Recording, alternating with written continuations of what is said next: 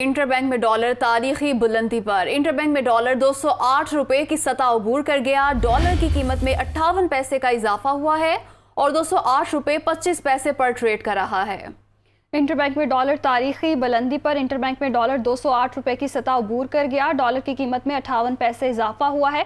208 रुपए 25 पैसे पर ट्रेड हो रहा है। तो डॉलर की फिर से ऊंची उड़ान। इंटरबैंक में डॉलर 208 रुपए की सतह अबूर कर गया है और रुपए की कदर में कमी आती जा रही है। डॉलर की कीमत में 58 पैसे इजाफा देखने में आया है।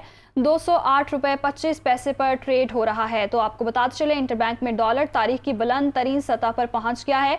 इंटरबैंक में डॉलर 208 रुपए की सतह अबूर कर गया है। डॉलर की कीमत में 58 पैसे इजाफा 208 रुपए 25 पैसे पर ट्रेड हो रहा है।